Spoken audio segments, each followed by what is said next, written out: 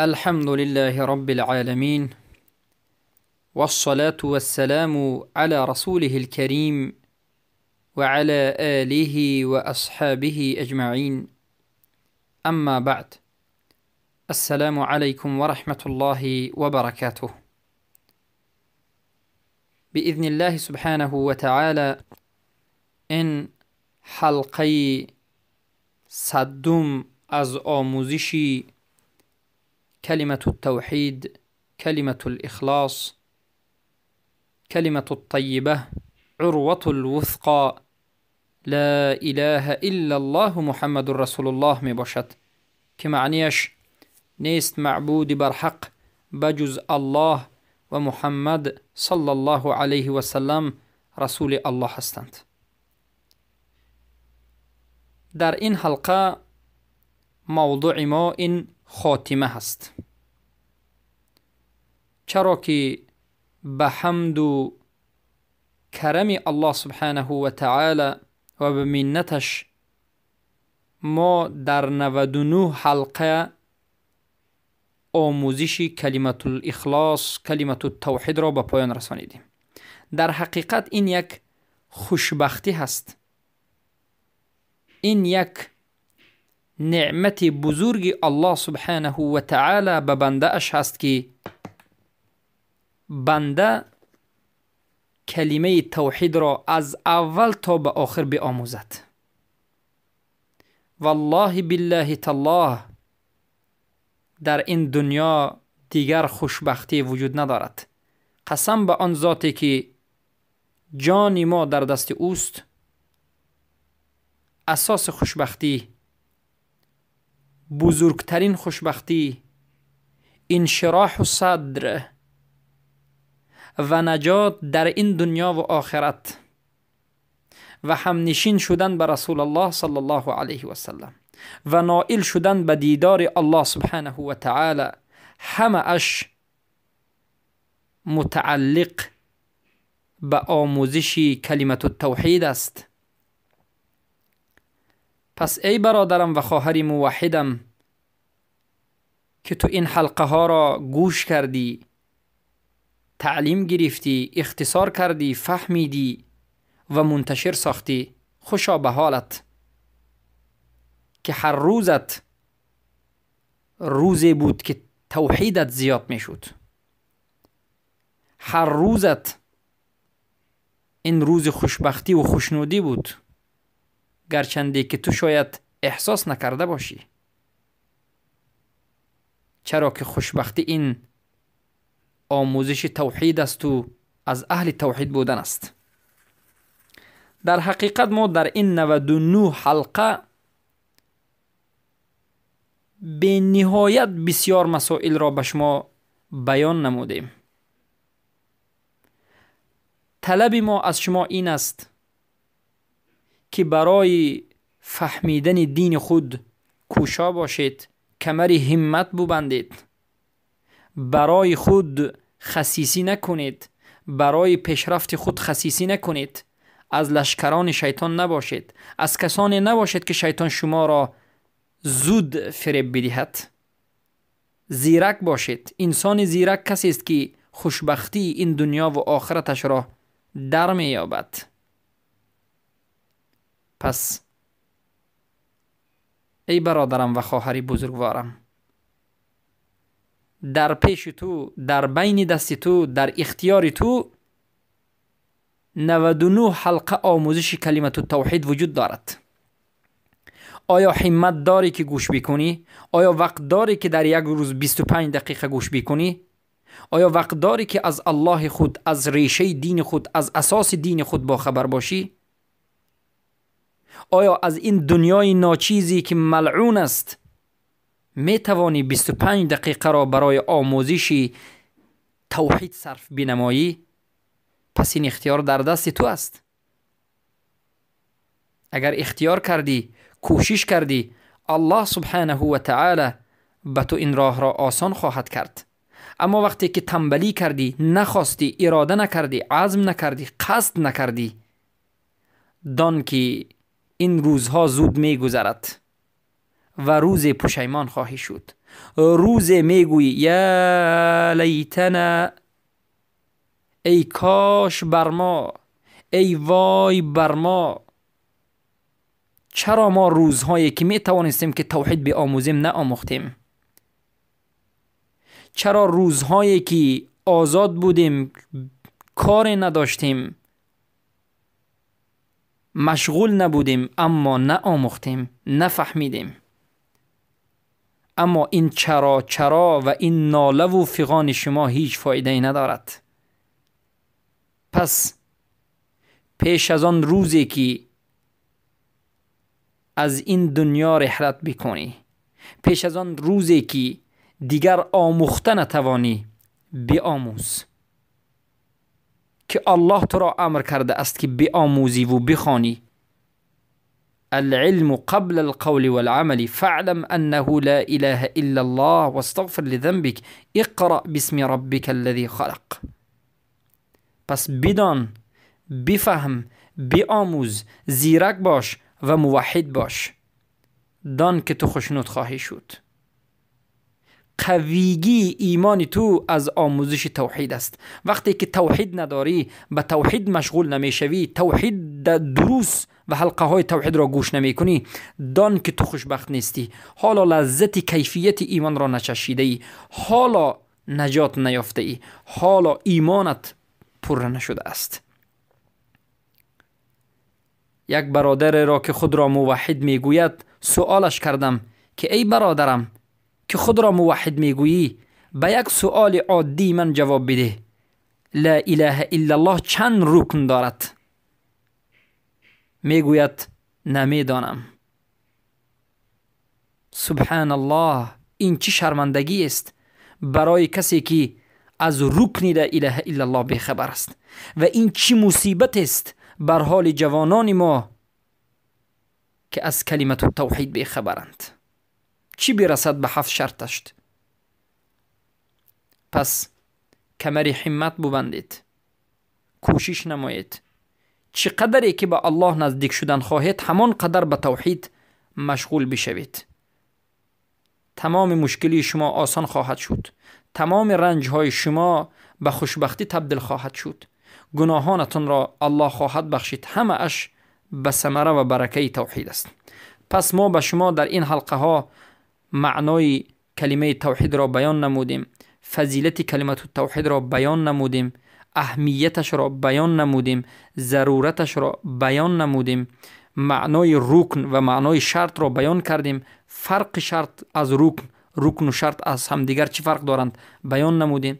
فهمیدیم که کلمه لا اله الا الله محمد رسول الله 2 رکن دارد. رکن لا اله الا الله این چی است؟ 2 رکن، نفی است و اثبات است. و در رکن نفی یعنی کفر بر طاغوت، رد کردن طاغوت ها و الهان معبودان باطل و الولا والبراء و التکفیر داخل می شود. و اثبات، این اثبات الله، شناخت اسما و صفاتش است. و محمد رسول الله این ایمان آوردن به رسول الله، تصدیق کردنش، بزرگ شماریدنش، عمل کردن و متابعت کردن رسول اکرم صلی الله علیه و سلم می باشد. و ما باید برای مسلمان شدن لا اله الا الله لفظاً بگوییم، معنیش را فهمیم و تمام چیزهایی که از ما طلب میکند، تقاضا دارد، قبول بکنیم. و گفتیم لا اله الا الله 7 شرط دارد و این شرط ها شرط صحت است و تمام قسم های شرط را بیان نمودیم. پس هر کسی که این شرط ها را انجام نمیدهد کافر است و مسلمان نشده است. خیلی که هر کسی که رکن را ترک کند کافر است و مسلمان نشده است. پس هر کسی که یکی از این شرط ها را ترک بکند مسلمان نشده است، اسلامش صحیح نیست، کافر است. پس اولین این شرط های 7 گانه این علم است، دومینش یقین است، سومینش صدق است، چهارمینش اخلاص است، پنجمینش محبت است، ششمینش القبول است، هفتمینش این انقیاد است. و دانید که هر یک این 7 شرط لا اله الا الله ضد خود را دارد که هر وقتا که ضد این چیزها پیدا شد شرط ها نابود می شود. مثلا ضد شب این روز است، پس ضد این شرط ها به خودش معروف است. ضد علم این جهل است. وقتی که انسان جاهل شد از علم بیخبر ماند، معنای لا اله الا الله طلباتش را ندانست، پس شرط صحت نابود شد و لا اله الا الله گفتهش صحیح نشد. و ضدی یقین شک است و شبهه است و ریب است. و ضدی صدق دروغ کذیب و نفاق است. و ضدی اخلاص شرک است. و ضد و شکننده محبت این بغض و کره و عداوت و دشمنی است. و ضد قبول رد است و جحد است. و ضد انقیاد این کفر، اعراض، اعتراض، تولی، ایبا، امتناع، استکبار است. پس برادرم و خواهر موحدم، در همه این موضوعها صحبت شد کاملا و مفصلا. پس گوش بکنید، مختصر نمایید، کتاب بنویسید.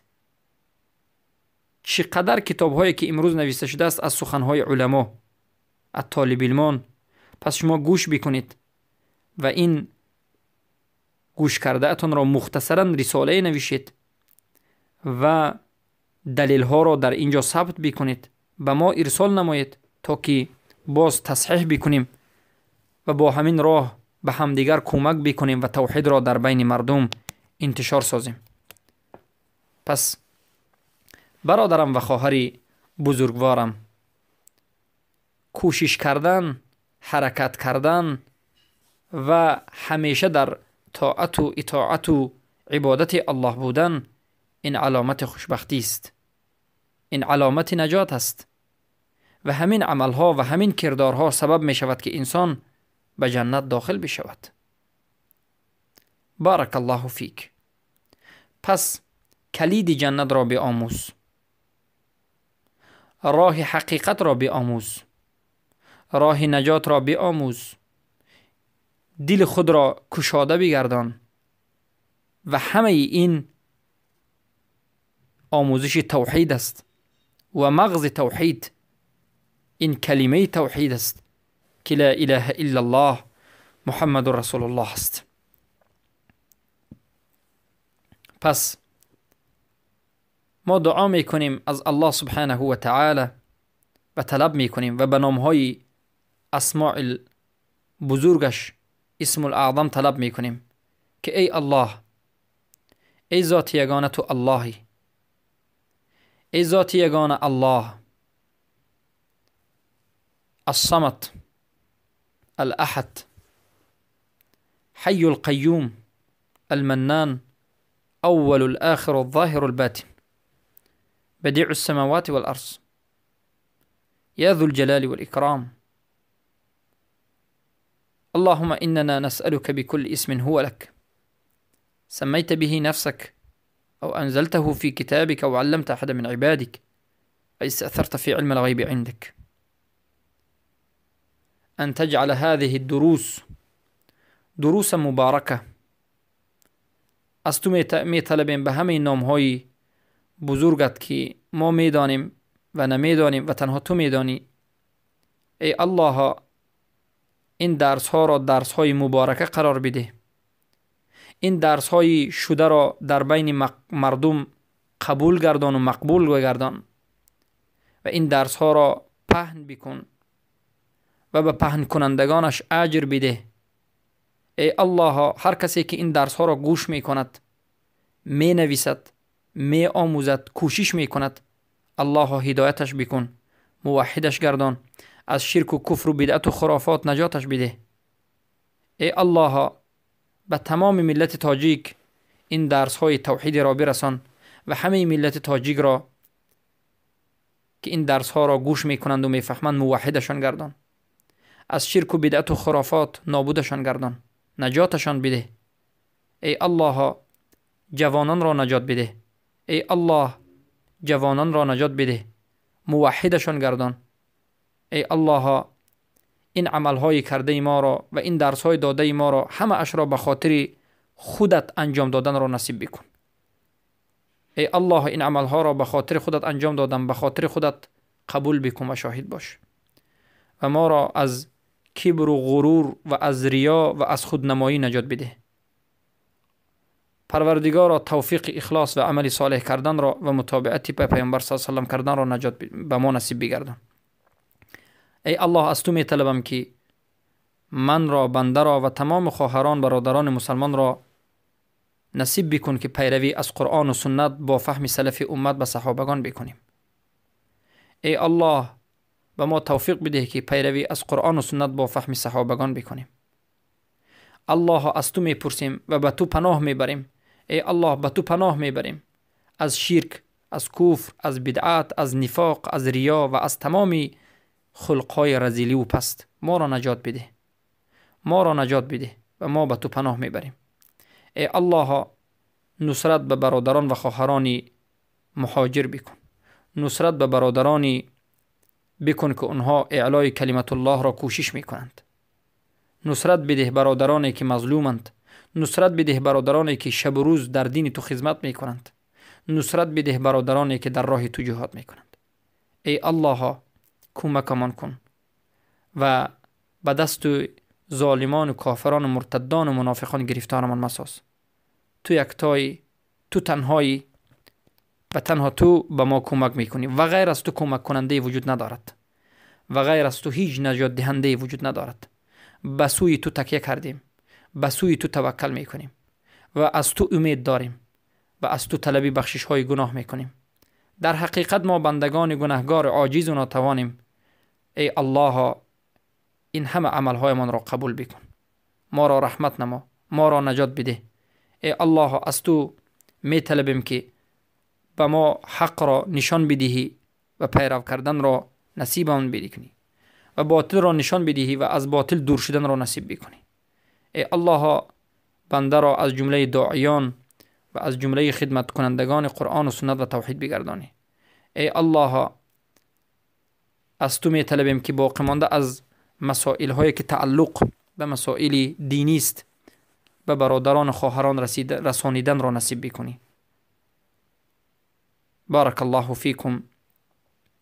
پس این بود همه دعاهای ما.